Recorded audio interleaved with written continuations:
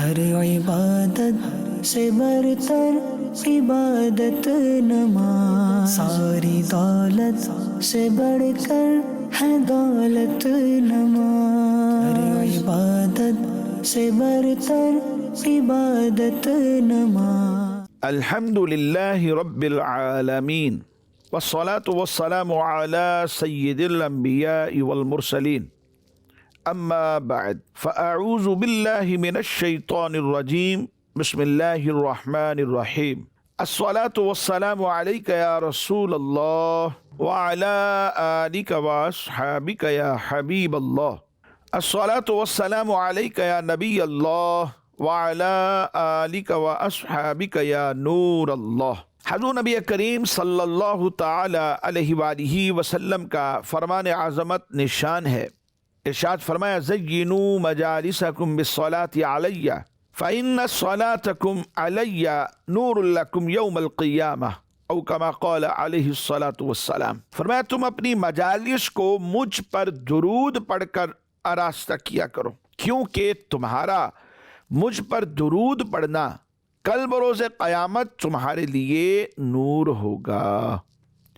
صلو علی الحبیب صلی اللہ تعالی علی محمد صلی اللہ تعالی علیہ وسلم۔ پیارے پیارے اسلامی بھائیوں اور مدنی چینل کے ناظرین، ہم آج پھر اپنے پروگرام احکام نماز میں آپ کو خوش آمدید کہتے ہیں۔ ہو سکے تو حصول ثواب کی خاطر بیان سننے سے پہلے اچھی اچھی نیتیں بھی فرما لیجئے کہ فرمان مصطفیٰ صلی اللہ تعالی علیہ وآلہ وسلم ہے، نیت المؤمن خیر من عملہ، مومن کی نیت اس کے عمل سے بہتر ہے۔ ناظرین، ایک تابعی بزرگ حضرت حارث رحمۃ اللہ تعالی علیہ آپ گزرے ہیں۔ انہوں نے روایت کیا کہ حضرت عثمان غنی ذو النورین رضی اللہ تعالی عنہ آپ ایک دن تشریف فرما تھے، اور آپ کے پاس ہم بھی بیٹھے ہوئے تھے کہ مؤذن صاحب آ گئے، جن کے ذمے اذان دینا تھا وہ مؤذن صاحب وہاں پر آ گئے۔ تو حضرت عثمان غنی ذو النورین رضی اللہ تعالی عنہ نے پانی منگوایا، اور پھر اس کے بعد آپ نے وضو کیا اور فرمایا، میں نے نبی کریم صلی اللہ تعالی علیہ وآلہ وسلم کو اسی طرح وضو کرتے ہوئے دیکھا ہے، اور میں نے آپ صلی اللہ تعالی علیہ وآلہ وسلم کو یہ ارشاد فرماتے ہوئے بھی اپنے کانوں سے سنا ہے کہ جو شخص بھی اس وضو کی طرح کا وضو کرے پھر وہ ظہر کی نماز پڑھ لے تو اللہ تبارک و تعالی اس نماز پڑھنے والے کے گناہوں کو معاف فرما دیتا ہے۔ یعنی وہ گناہ جو فجر کی نماز اور ظہر کی نماز کے درمیان میں، فجر ظہر اور بیچ میں درمیان میں جو گناہ اس سے ہو گئے ہیں، اور پھر جب عصر کی نماز پڑھتا ہے تو ظہر اور عصر کے مابین یعنی بیچ میں جو اس سے گناہ سرزد ہو گئے ہیں وہ گناہ اللہ کریم معاف فرما دیتا ہے۔ اور پھر جب یہ مغرب کی نماز پڑھتا ہے تو عصر اور مغرب کے بیچ میں درمیان میں جو گناہ ہوئے وہ معاف فرما دیتا ہے۔ پھر جیسے ہی اس نے عشاء کی نماز پڑھی تو مغرب اور عشاء کے درمیان میں جو گناہ آتے ہیں وہ معاف فرما دیتا ہے۔ پھر ہو سکتا ہے کہ رات بھر وہ لیٹ کر ہی گزار دے، ساری رات لیٹا رہے، اور پھر جب صبح اٹھ کر وضو کرے اور فجر کی نماز پڑھے تو عشاء اور فجر کے بیچ میں جو گناہ آئے ان کی بخشش ہو جاتی ہے۔ اور فرمایا، اور یہی وہ نیکیاں ہیں جو برائیوں کو دور کر دیتی ہیں۔ ان الحسنات یذہبن السیئات، نیکیاں جو ہیں وہ گناہوں کو لے جاتی ہیں۔ اسی طرح سنن ابن ماجہ شریف کی ایک حدیث مبارک ہے، حضرت عثمان غنی رضی اللہ تعالیٰ عنہ نے فرمایا، نبی پاک صلی اللہ تعالیٰ علیہ وآلہ وسلم کا فرمان عالی شان ہے، اگر تم میں سے کسی کے صحن میں نہر ہو، گھر کے صحن میں نہر جاری ہے، وہ اس نہر میں ہر روز 5 مرتبہ غسل کرے تو کیا اس پر کچھ میل رہ جائے گا؟ ناظرین ذرا غور کریں، دن میں فقط 1 مرتبہ ہی غسل کر لیں، نہا لیں۔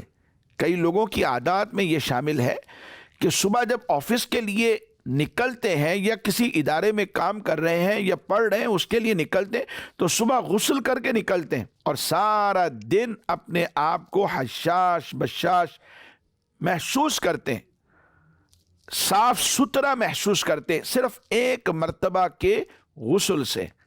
لیکن اگر کوئی بندہ 5 مرتبہ دن میں غسل کرے تو کیا اس کے بدن کے اوپر کوئی میل رہ جاتا ہے؟ سارا دن فریش ہے، کوئی میل نہیں، ہر وقت نظافت میں ہے، کپڑے بھی صاف ستھرے، بدن بھی صاف ستھرا اور بالکل میل سے پاک۔ تو آپ نے حدیث مبارک میں فرمایا کہ نبی کریم صلی اللہ علیہ وسلم نے یہ بات ارشاد فرمائی کہ تم میں سے کسی کے گھر کے صحن میں اگر کوئی نہر جا رہی ہو اور وہ اس میں 5 مرتبہ غسل کرے تو کیا اس پر کوئی میل رہ جائے گا؟ تو لوگوں نے عرض کی کہ جی نہیں یا رسول اللہ صلی اللہ تعالی علیہ وآلہ وسلم۔ تو آپ نے فرمایا نماز گناہوں کو ایسے ہی دھو دیتی ہے جیسا کہ پانی میل کو دھوتا ہے۔ اللہ اکبر۔ بندے نے نماز پڑھی تو جو اس کے گناہ ہے اللہ کریم نے معاف کر دیے، اور یہ جو گناہ ہیں جن کی معافی کا اعلان کیا جا رہا ہے، ہمارے مفسرین نے قرآن کی آیات بینات کے تحت اور شارحین حدیث نے ان احادیث مبارکہ کے تحت یہ کلام کیا ہے کہ اس سے مراد صغیرہ گناہ ہوتے ہیں، چھوٹے گناہ، صغائر، جو روز بروز زندگی میں بتقاضۂ بشریت انسان سے سرزد ہو جاتے ہیں۔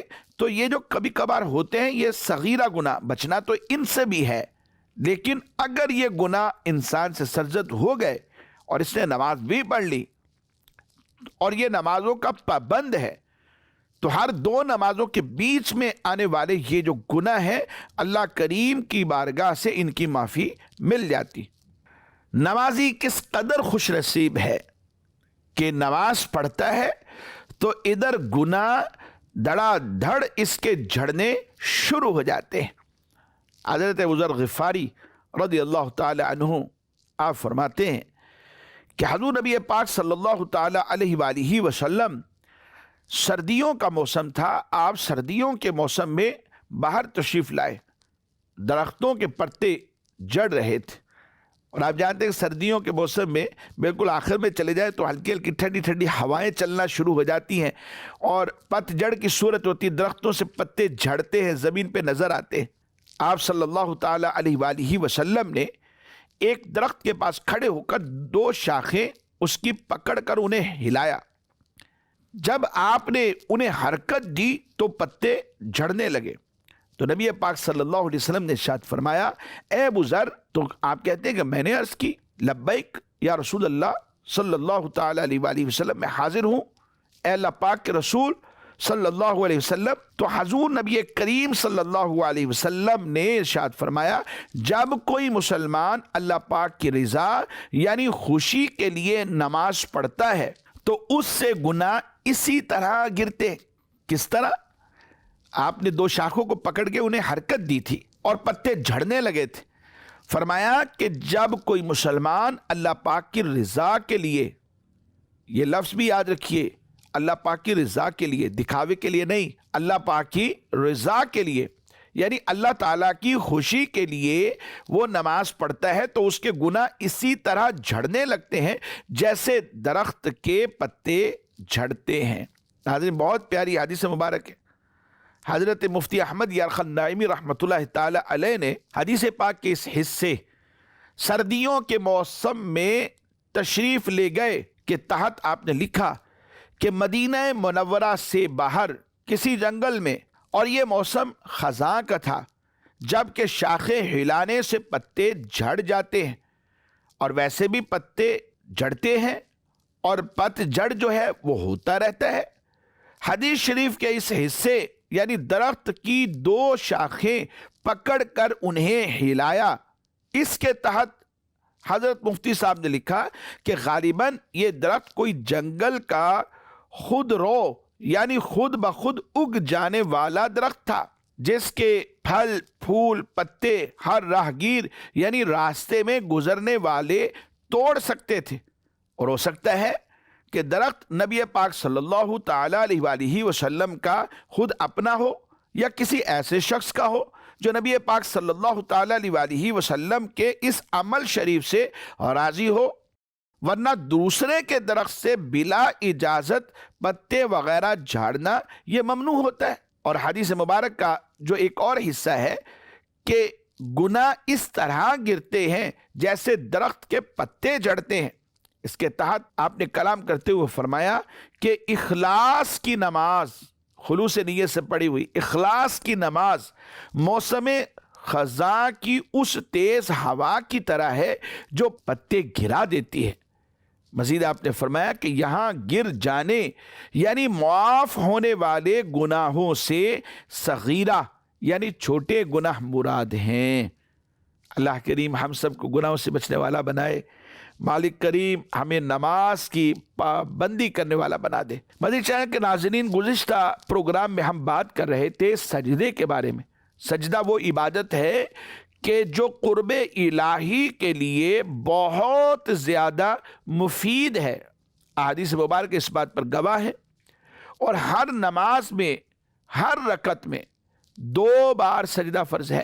4 رکعت پڑھے گا تو ہر رکعت میں 2 مرتبہ، تو اس طرح 8 سجدے ہو جائیں گے۔ 2 رکعت نماز ہے تو ہر رکعت میں 2 دفعہ، اس طرح 4 سجدے ہو جائیں گے۔ تو ہر رکعت میں 2 بار سجدہ یہ فرض ہے۔ سجدے کی سنتیں ہمارے علماء نے اپنی کتابوں میں لکھی ہیں، آئیے وہ سماعت فرمائیں۔ سجدے میں جانے کے لیے اور سجدے سے اٹھنے کے لیے اللہ اکبر کہنا یہ سنت ہے۔ اب اس اعتبار سے دیکھیں تو 2 سنتیں ہو گئی۔ جانے کے وقت تکبیر کہنا ایک سنت، اور اٹھتے وقت تکبیر کہنا یہ دوسری سنت ہے۔ تو 2 سنتوں کا ثواب تو یہی مل جائے گا۔ سجدے میں جانے کے لیے اور سجدے سے اٹھنے کے لیے اللہ اکبر کہنا، تکبیر کہنا یہ سنت ہے، اور سجدہ میں کم از کم 3 بار سبحان ربی الاعلی کہنا یہ بھی سنت ہے۔ بعض لوگ اسے غلط بھی پڑھ دیتے، سبحان ربی الاعلی کہہ دیتے ہیں، حالانکہ یہ تو کوئی لفظ نہیں ہے۔ آخر میں جو یلالا کہا ہے یہ کیا ہے؟ تو غور کرنا چاہیے، نماز ہے، نماز پڑھ رہے۔ کبھی آپ نے دیکھا ہے تالا کھولنا ہو اور چابی کے دندانوں کو ریز کر دے پھر اس کے بعد لگائے تو کیا کھل جاتا ہے؟ ایسے تو نہیں کھلتا۔ جیسے دندانے ہونے چاہیے اس تالے کے لیے ویسے کرنے پڑتے ہیں، پھر اس کے بعد جیسے لگا کے یوں گھماتے ہیں تو کھل جاتا ہے۔ ہم نماز پڑھ رہے اور تلفظ درست نہیں ہے، قرات صحیح نہیں کر رہے، الفاظ کی ادائیگی درست نہیں ہے، اور کئی مرتبہ ایسا ہوتا ہے قریب لفظ ہوتے ہیں، ایک لفظ کو دوسرے سے بدلنے سے معنی میں فساد آ جاتا ہے، بگاڑ پیدا ہوتا ہے، جس کی وجہ سے نماز ہی ٹوٹ جاتی ہے اور ہمیں پتہ ہی نہیں کہ ہماری تو نماز ٹوٹ چکی ہے۔ اور یہ بندے کا بہت بڑا لاس ہے، عمل بھی کیا اور وہ ہوا نہیں۔ تو توجہ کرنی پڑے گی، یہ اصل اس کا جو تلفظ ہے سبحان ربی الاعلی، کم سے کم سجدے میں 3 مرتبہ یہ پڑھیں گے، ایک سجدے میں 3 مرتبہ، اگلے سجدے میں بھی 3 مرتبہ، تو اس طرح ہر رکعت میں 6 مرتبہ گویا کہ ہم نے پڑھ لیا، اور یہ بھی سنت ہے۔ اور سجدے میں یہ جو ہتھیلیاں ہیں، ہماری ہتھیلیاں، یہ زمین پر رکھنا یہ بھی سنت ہے۔ بعد یوں کر کے رکھ دیے اور یہ ہتھیلی زمین پہ لگی نہیں ہے، تو پوری ہتھیلی زمین پہ رکھیں تو یہ سنت ادا ہو جائے گی، سنت کا بیٹھے بٹھائے ثواب مل جائے گا۔ اور ہاتھوں کی جو انگلیاں ہیں یہ بالکل ملی ہوئی قبلہ رخ رکھنا، ہاتھوں کی انگلیاں ملی ہوئی قبلہ رخ رکھنا، بعضوں کے ایسے ہے، بعضوں کے ایسے ہے، بعض یوں کر لیتے ہیں، ایسے نہیں، بالکل ایسے سیدھی ملی ہوئی قبلہ رخ ہوں۔ اور ایک سنت اور بھی ہے کہ مرد کے لیے سجدے میں سنت یہ ہے کہ وہ سمٹ کر سجدہ نہ کرے، یعنی اپنے بازو جو ہیں وہ کروٹوں سے اور رانوں سے بالکل جدا رکھے، یوں سمٹ نہ جائے جیسے عورتیں سمٹ کر سجدہ کرتی ہیں، ایسے نہیں، بلکہ سنت یہ ہے کہ جب سجدے میں جائے تو ہمارا یہ پیٹ جو ہے یہ رانوں سے جدا رہے، اس میں خلا ہو، اور جو ہماری یہ بازو ہے وہ بالکل ساتھ یوں کر کے نہ مل جائیں، بلکہ یہ بھی جدا ہونے چاہیے۔ رانے پیٹ سے جدا ہوں گی تو اس طرح یہ ایک الگ سنت کا ثواب مل جائے گا۔ اور جو کلائیاں ہیں، یہ ہماری کلائیاں ہوتی، یہ زمین پر بچھانی نہیں ہے، بچھائیں گے تو پھر سنت کی ادائیگی نہیں ہوگی۔ ہاں جب صف میں اگر بندہ نماز پڑھ رہا ہے اور ساتھ میں اور نمازی بھی ہیں تو پھر بازو کروٹوں سے جدا نہ رکھیے۔ اگر یہ کروٹوں سے جدا نہیں بھی ہوں گے تب بھی نماز میں کوئی مسئلہ نہیں ہے۔ جی ہاں، کیونکہ اب اگر زیادہ پھیلائیں گے تو ساتھ والا جو نمازی ہے اسے تکلیف ہوگی اور اسے تکلیف بھی سے بچانا ہے۔ اور ایک سنت اور بھی ہے کہ سجدہ میں دونوں پاؤں کی جو 10 انگلیاں ہیں، پاؤں کی انگلی جیسے یہ ہاتھوں کی انگلیاں ہیں ایسے ہی پاؤں کی بھی 10 انگلیاں ہیں۔ ہاتھوں کو جب زمین پہ رکھتے ہیں تو یہ والا پیٹ لگتا ہے، ہتھیلیاں زمین پہ لگتی ہیں۔ اسی طرح جب سجدہ کریں گے تو پاؤں کی جو 10 انگلیاں ہیں ان کا پیٹ زمین پہ لگانا ہے۔ پیٹ یہ نیچے والا حصہ یوں کر کے مڑ کے لگے گا کہ 10 انگلیاں اس طرح قبلہ رخ ہو جائیں گی۔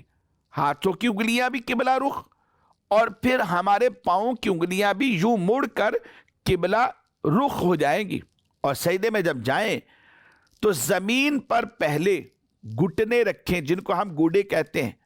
پنڈلیاں اور رانے درمیان کا جو جوڑ ہے، پہلے گھٹنے زمین پر رکھیں، پھر اس کے بعد ہاتھ رکھیں، پھر ناک لگے، یہاں نرم ہڈی زمین پر لگے، یہ واجب ہے، اسے زمین پر لگائے۔ اور کئیوں کی تو لگتی نہیں ہے، بس صرف ماتھا زمین پہ لگایا اور اٹھ گئے۔ یہ پیشانی لگانا فرض ہے اور یہ ناک کی ہڈی زمین پر لگنا یہ واجب ہے۔